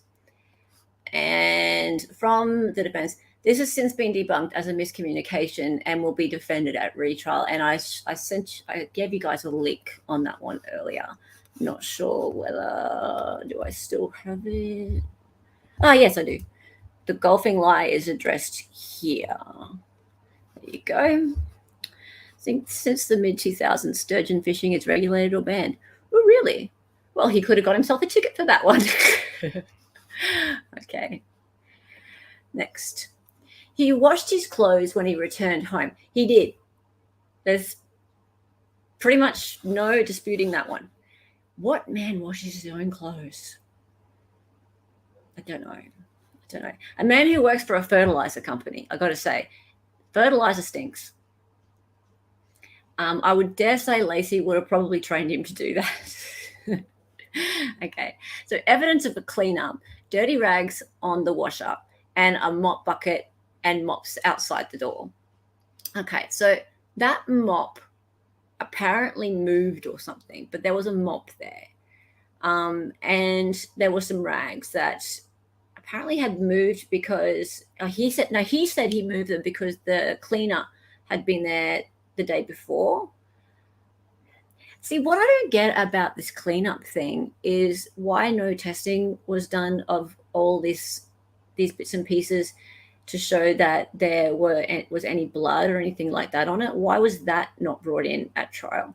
Because that would have really clearly proven he was guilty. If there was any of her blood or anything like that on any of these cleanup items, then that would be really, really clear. So I don't really get why just the presence of cleaning items goes to his guilt. It doesn't really make any sense. Okay. And the other thing that was a major point on the state's evidence opening statements was no evidence of a break-in or burglary. Now, really interesting that was a big deal to the prosecution, because now it's a big deal to the defense. We're going to have a look on the left side. Sorry, left side? Right side now. I'm pointing at the right side. I'm just using my left. I almost got it right. Okay, so now we're going to have a look at the right side. So in the 2024 retrial from the defense, now no burglary. There was no burglary at the Peterson home, but there was a burglary across the street, right? There was a burglary across the street. And this is super duper duper duper duper important, because this is what they're going to be hanging their hat on at retrial, assuming there is one. There was a burglary across the street. Now, none of this stuff came in at the 2003 trial. Who was asking that earlier? I'm sorry, I forget the name of the person who asked this earlier. Apologies. Lots of new people's names in chat today. Okay, and right. So there was no burglary at the Peterson home, but there was this burglary, and that's the house across the street. Let's keep going. And there were up to, oops, yeah, I know. Oh, what's the matter, Sarah? There was up to 31 reported sightings of Lacey walking her dog on the morning of the 24th of December 2002. Again, not brought in at the trial in 2003. That's huge, guys. That's huge, right? So, and this is not just stuff that I'm just going to say and put the thing up as like the picture. I'm going to bring you in the habeas petition, which is going to show you what they're going to put forth. All right. So, whoops, same thing. Okay, so let's, oops, now I'm going to jump off the screen. That's my cue to jump off the middle of the screen and go back up that way, and like so. Check it out. Check me out. I'm doing all the jumping around today. So let's start over. What is the defense's theory today? What is it? Cat meowing in my car speaker sounds like a lion. He is my little lion. He's my little lion. Ella's cat leans into the mic. I was a CIA cover-up. Oh, it was a CIA cover-up. Meow. Oh, do you want to go out? Just 2 seconds, guys. If I don't let this cat out, he's going to tear down the wall. Okay. Go. Dear me. Dear me. All righty. Cool. It's hard to get past the other missing pregnant woman in that area. Scott didn't murder them at all. Okay. All right. He thinks he's a lion. Okay. Now, Lacey was, so what is the defense's theory today? Right. So number one, Lacey was alive when Scott left the house on Christmas Eve morning, and there are several witnesses willing to testify they saw her walking the dog. Okay. Really, really, really big time important. Those witnesses weren't there for the first trial. They're witnesses. They're real people, and they're willing to testify that they saw her walking her dog that morning, right? And that's after he left. That's really, really important. Okay. Next thing is number two. The robbery across the road occurred on that morning, and there are witnesses who will testify to seeing Lacey in an altercation with them. Huge, right? Huge. So, and importantly, the robbery across the road occurred on that morning. So what happened was the police and the prosecution had said that the robbery across the road occurred on the 27th, not on the 24th, because it was reported on the 27th, right? And the reason it was reported on the 27th was because that was the day that the people across the road came home. They'd been away. It was Christmas time, right? So they'd been away. And so the report happened on the 27th, and they didn't know when it had happened, right? So they just came home and their house had been burglarized, right? But there had been a tip about when the people had seen this van and people going inside the house, and there'd been a tip about that. There'd been another tip about seeing Lacey actually, or pregnant woman with a dog, being in an altercation with up to 5 men, actually, not just 2, up to 5 men who had been burglarizing this house, right? So there's a bunch of tips, but especially that one, and it was on that morning, right? So none of this came in at trial. None of this stuff came in at trial. So this is really starting to look very suspicious. Okay, next things next. And the third thing is that Lacey was taken in this van, and her blood DNA may be found on a mattress inside. DNA testing has been requested.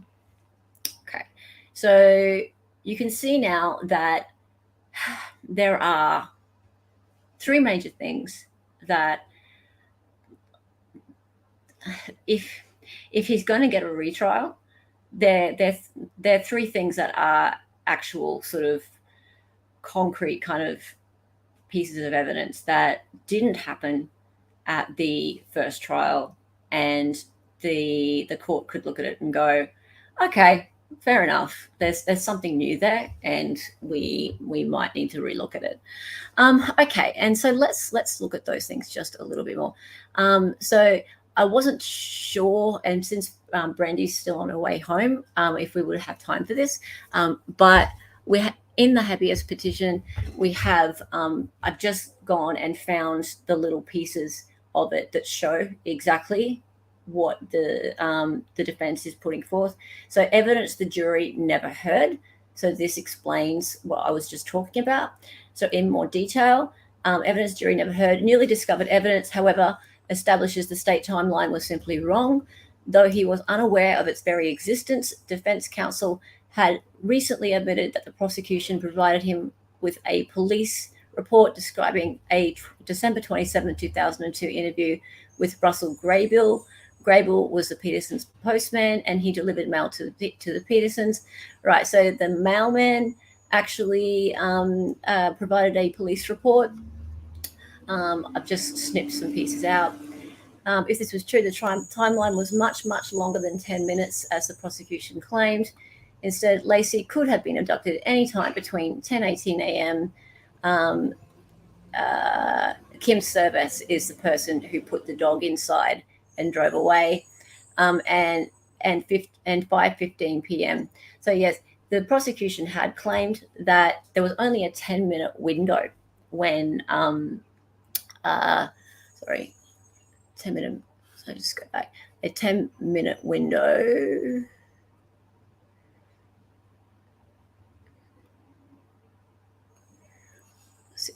If the timeline was much, much longer than 10 minutes, as the prosecution claimed, could have been abducted anywhere between. Okay, right. Yes. So,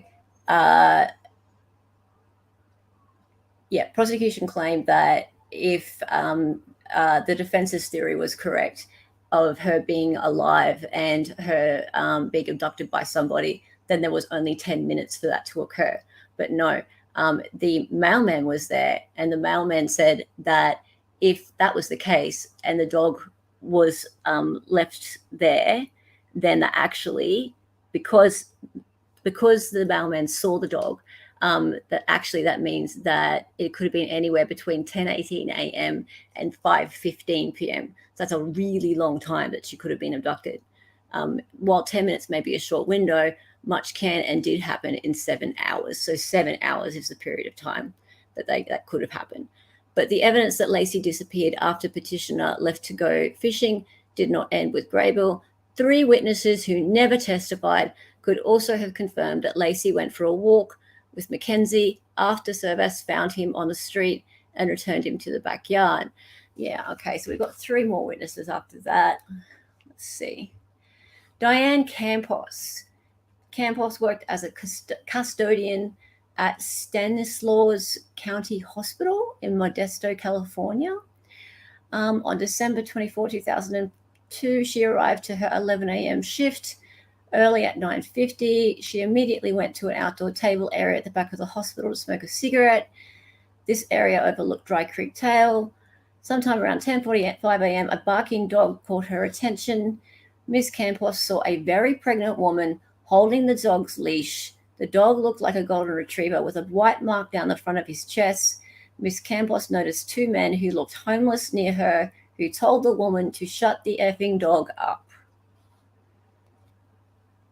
She saw a poster for Lacey Peterson at a Starbucks coffee near the hospital. This is later. She recognized Miss Peterson as the woman who was walking her dog on December 24, 2002. Miss Campos was sure it was the same woman.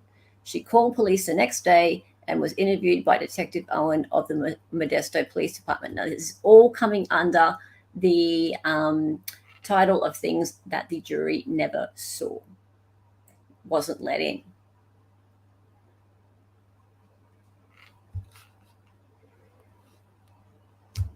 Frank Aguilar lived at 215 Covina Avenue in Modesto. On December 24, 2002, Mr. Aguilar was driving with his wife Martha from their home at La Loma Avenue.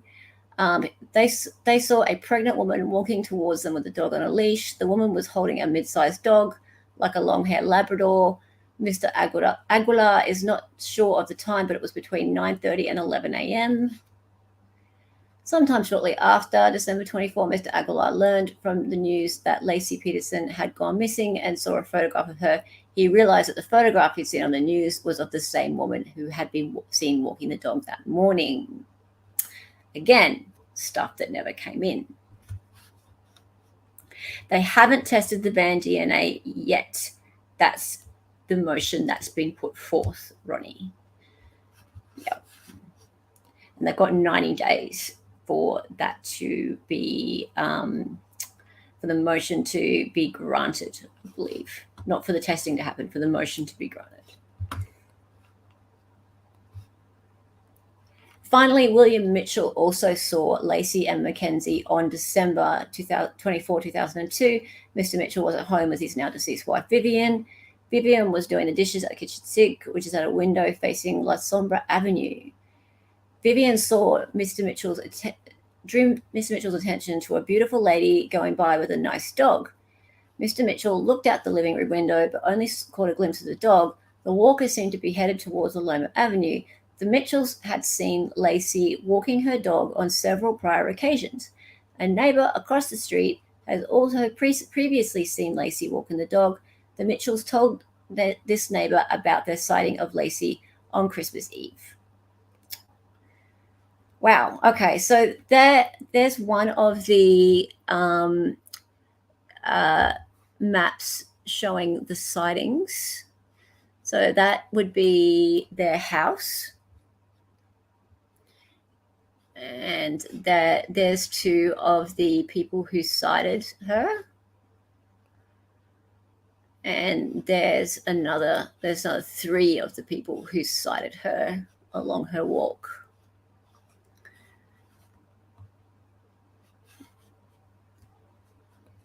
What's this, J-Rock? So J-Rock saying, Murph, usually the standard is evidence has to be newly discovered. That would not have been back when in the exercise of due diligence.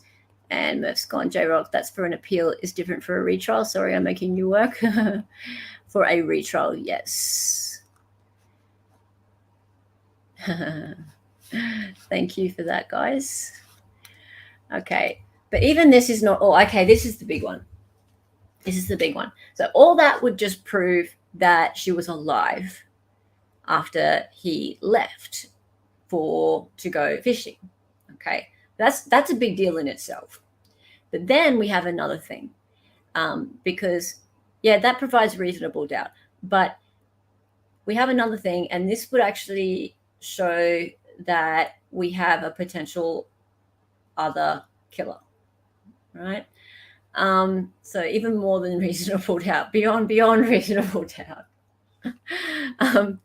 Even this is not all. As noted above, at the very hour Lacey disappeared, Stephen Todd was burglarizing the home of Rudy and Susan Medina. The Medina home was located at 516 Covina Street, directly across the street from the Peterson home. Todd was later arrested and convicted of this burglary. And there's an exhibit there.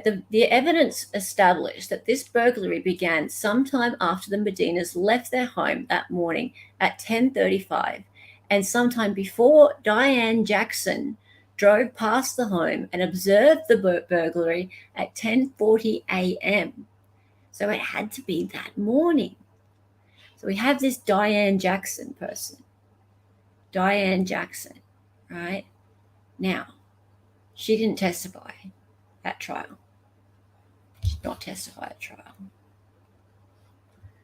Todd was interviewed by the defense team. Now, Todd, he's one of those two dudes we had earlier with mugshots, right? One of the two burglars. Todd was interviewed by the defense team at the San Mateo County Jail on August 27, 2004, in the midst of the trial. Oh, wow. Okay, 2004. I keep saying 2003. 2004. Get my years mixed up. Sorry about that. In the midst of the trial, when confronted with Diane Jackson's statements that she saw the safe on the front lawn of the Medina's home and a van parked in front of that home at 11:40 a.m. on December 24, 2002, Todd became unglued. Get ready for this. Todd came out of his chair, put his hands on the table, and leaned over towards Jensen, yelling words to the effect of, "You don't have a witness. You don't have a fucking thing." Indeed, a guard was so alarmed that she came over and asked Jensen if he was okay. Todd informed Jensen that he would invoke his Fifth Amendment rights if called to testify. By this time, of course, Todd had already been convicted of the burglary. Wow. Wow. Right? So that is one of those two burglars, after having been asked about this situation outside the front of the Medina's home. What is going on? Lieutenant Xavier Aponte recorded a phone call between Stephen Todd's friend Adam Tenbrink and Tenbrink's brother Sean. Lieutenant Aponte immediately called the Modesto Police Department and informed it that Adam Tenbrink told his brother that Stephen Todd admitted that Lacey had seen him breaking into Medina's home. He admitted it to somebody. Of course, if Stephen Todd saw Lacey alive whilst he was burglarizing the Medina home on December 24, 2002, then there is reasonable doubt to Scott's guilt. Wow. Scott left home to go fishing at 10:08 a.m. Todd's burglary would have been committed after the Medinas left their home at 10:35 a.m. Diana Jackson saw evidence of the burglary at 11:40 a.m. Thus, Todd would have seen Lacey alive in Modesto more than an hour after Scott left the house. Wow. Okay. So now what? Okay, so that just blows my mind, right? That stuff all just blows my mind. So the defense, it's crazy, isn't it? Isn't it crazy? How did this stuff not get in? Like, I've been looking at the at what the defense actually did put forth, and I can only see what ended up in the. I can't see the arguments between the lawyers in the transcript, and I'm wondering whether actually maybe I'm just overlooking it. I'll have to go back and have a look. But yeah, I need to see what they tried to get in, because I don't know whether or not I'm just missing it or something, or if I'm only seeing like the abridged version, as in like what was released as per what the jury saw. But I don't know whether or not there was arguments to let in this stuff, was actually brought forward to the court at the time. But yeah, I mean, that interview with Todd obviously happened in the midst of trial, so it's just so crazy. The timeline is way off if this evidence is verifiable. Yeah, well, it sounds like it's verifiable. It sounds like at least the Lacey sightings are verifiable. At the very least, the Lacey sightings seem to be verifiable. And it's lucky, too, because it's 20 years later. It's 20 years later. So if these people are around and their recall is strong enough, and there's actually there's statements from that time as well that can be pulled up, then wow. I mean, imagine if he got off. Imagine if he got off. That would be full on. Okay. All right. So I just said like what happens next. I'm going to show you just a teensy bit from the most recent thing that's happened. And I'll just get the sound up. Serving more than 20 years in prison, convicted murderer Scott Peterson attending a status court hearing today via live stream that could possibly lead him to a new trial. Today, a judge in San Mateo County, California, scheduling more hearings in April, May, and July over DNA testing. There are 3 motions pending before the court. This after Peterson's trial captivated the nation. Peterson was arrested and charged with first-degree murder in the death of his wife, Hang on. Lacey What, Peterson, did I just turn the sound and down? second-degree murder in the death of their unborn son. Lacey was Sorry, guys. Can you hear it? 27 years old and 8 months pregnant when she disappeared on I Christmas suddenly can't Eve hear. in 2002. We'll be giving birth real Oh, no. soon. Okay. We need to bring him home, and I think that's the best way that we can do it all. Lacey's body later discovered in San Francisco Bay 4 months later.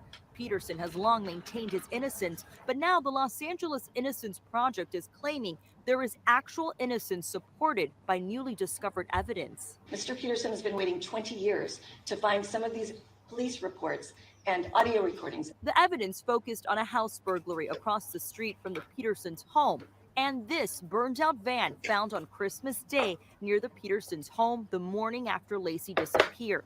A sample from a mattress in the van tested presumptive positive for blood. The fire investigator at the time says he believes the evidence should be reassessed. It made it like this was much more important than just a burned vehicle that somebody was just wanting to get rid of or cover up a simple crime. 4 years ago, the California Supreme Court overturned Peterson's death sentence, citing in court documents that his jury was improperly screened for bias against the death penalty. Well, now the judge has set up a new court date for next month. Melissa Adon, ABC News, Los Angeles. Wow. Oops. Now to Scott Peterson, convicted of killing his wife and unborn child nearly 2 decades ago, now attempting to get a new trial. And at the center of his push.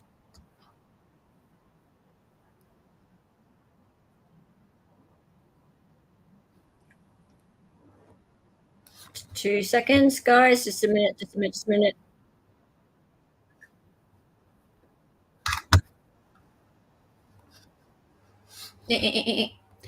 My thing just kept going. It just kept going. It just kept going and kept going and kept going. Goodness me. Goodness me. Goodness me. All right. All right. Back to my thing.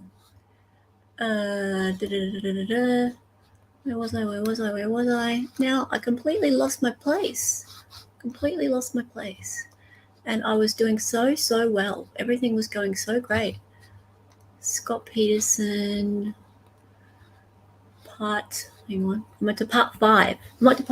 Everything was going so well, guys. My dear me. My dear me. All right, so just a second, and I find where I was. All righty. Oh, dear me. Part 4. Yep. All righty. Back to where I was. Okay, so that's what happens next. And I don't think Brandy's going to make it. It doesn't really look like it now, which is such a shame. Is Brandy in chat still? Let's see if Brandy's still in chat. Brandy, if you're still in chat, give us a yell out.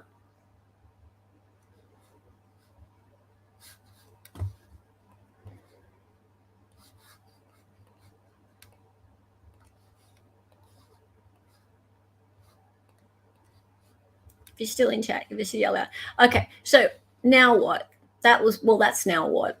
Now, I just wanted to thank our guest who unfortunately is stuck in traffic. I hope, I'm so much. Oh, darling. Whoa. Well, okay, you know what? If that's the case, I don't think that I have anything to complain about. I don't think that is something that I should be whining about. I think the pedestrian that got hit has more to complain about than me missing out on having you here. So if you know what, I hope and pray that the pedestrian is all right. That's horrible. That's horrible. Oh, well. Ugh. Can you tell anything about it, Brandy? That's bad. Hey, actually, before I finish this stream up, because, oh no, now I feel bad about whining about it. Nah, that's life. That's life. You weren't to know. You weren't to know. Well, oh, maybe, I don't know, got to chill in the car for a bit. Count your blessings, don't you? We'll do it some other time, love. We'll do it some other time. Tell you what, next time you have a Scott Peterson stream, maybe I can pop on that. That'll be fun. Yeah? Maybe something like that. Maybe something like that. We can reschedule. We'll do something. You have so much on at the moment, though. I can't believe how much stuff you've got on. It's nuts. It's nuts. Oh, actually, you know what? Chad Daybell trial. You'll be doing that so much. I would love to hang out on that for a bit. That would be so cool. That would be so cool. I'm so into that. Anyway, anything at all, anything I can help you with or whatever, just yell out. Let's hang out sometime because I think we'll have heaps of fun. But at least Brandy had us keeping her company. Yeah, we were keeping company. Hey, also, I just wanted to share one thing about this before we go.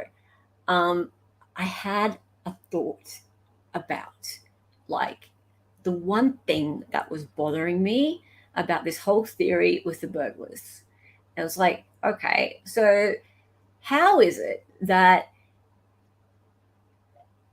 the bodies or the bodies of Lacey and the unborn Connor turn up on the shore in the exact area where he went fishing a few months later, right? How's that? Like, it's too much of a coincidence. And people keep saying there's too many coincidences. There's all these coincidences. You can't have so many coincidences, right? When there's too many coincidences, then you call that fact, right? All the circumstantial evidence is overwhelming, right? You can't get past that one. You just can't. And then I thought, hey, it was all over the media. It was everywhere, right? So the actual murderers could have just dumped a body out there and framed him.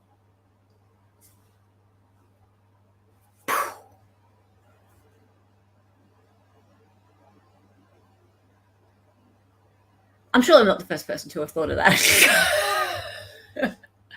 I'm sure I'm not the first person to have thought of that. But yeah, I was just like, oh, hang on a minute. Duh. Like, they could have heard about it easy. And who said that she was dumped out there that day? Like, she could have been dumped out there like 3 weeks, a month, 2 months later. But yeah, maybe. Have you heard that theory before? Has anyone else has anyone else heard that theory, or did I just like? I know I came up with it on my own. However, I'm sure other people have come up with it. It's just that I'm new to this, and so I've just been thinking about it recently. So I was just like mulling it over. I was lying in bed one night, like that. But how did that work out? It's like, oh, hang on a minute. They could have heard about it. Why wouldn't they have heard about it? Yeah, that's it. Without anyone. Yeah, it came out very early where he was, and there was plenty of time. He was already a suspect. Yeah, you thought that back then? Yeah, cool. All right, sweet. Okay. Anyway, that's all. Cool. All right. So thank you to our guest from her car, Brandy. You're awesome. Love you. And also, by the way, regardless of whether Brandy was here in person or in spirit, in chat, I want to thank all of your lovely, lovely chatters. You've all just been so awesome. I've really enjoyed having you here. And our chat, my chat, Dali's chat, our chat, whatever, all of you, all our family, it's just been lovely seeing you all interact and having a great time. And this is a late time slot for me. Like, I'm usually on at 6:30 p.m. Eastern. That's my usual time. So the reason I do this one late is because I like to try and catch the people who are on the West Coast of US, because this incident happened on the West Coast. That's the only reason. But usually I'm on at 6:30, and I'll show you tomorrow. Tomorrow at 6:30 p.m. Eastern, the unseen exhibits, Hildebrandt and Frankie.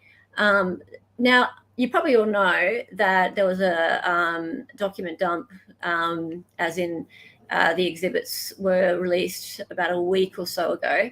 Now, I've been doing streams on this for since then, and I'm actually starting to dig a little bit deeper and look at the connection between Jody Hildebrandt and some of the other players in the LDS Church. So it's just I've just become aware that Laurie Vallow, Jody Hildebrandt, and some other people, like there's this guy called Thomas.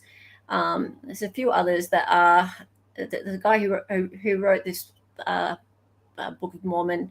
And there's about 15, 20 of them who are these prophets, and they're spreading this gospel kind of thing that is worrying. It's worrying to me because I wonder whether or not the kind of doctrines that are being put out there actually are causing more of these sorts of situations that we're seeing with Hildebrandt and Frankie and with Vallow, and whether more children are at risk. So this is just scratching the surface. I've only just become really aware of it. And there's some people in my chat and members of our group here who've been digging into it with me. So I'm starting to get into that. And tomorrow, 6:30 p.m., we're going to be talking about it more. So if you want to join, come along. There's already, thank you, Murph. In fact, I've got, where is it? Oh no, Frankie Hildebrandt.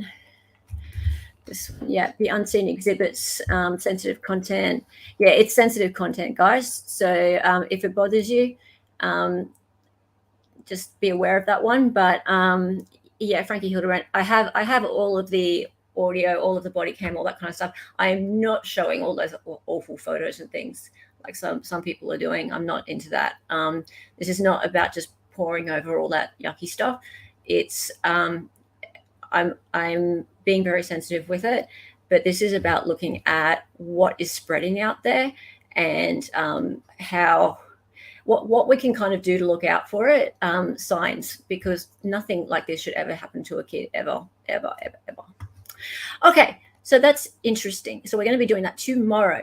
Now I need to sign off and let you guys go to bed, I think, and good night also to you, Brandy. I hope you get home safe. Please get home safe. Please drive carefully. I know it's been really nasty out there. Oh, thank you, Bug Dugger. And thank you for becoming a member. I really appreciate it. All the new members, all the people who've been here hanging out first time. It's so great to have you. Thank you. And I'll be hanging out in your chat more as well too. I've become a member over at Brandy's. And it's just so awesome to see. I remember I was there for from her first streams, her very first streams, and for Laurie's trial, or leading up to Laurie's trial. And it's so cool to see what's happened with her channel. All right, guys, love yous. I'm gonna sign out now. And where's my goodbye screen? There it is. Love ya. Have a good night.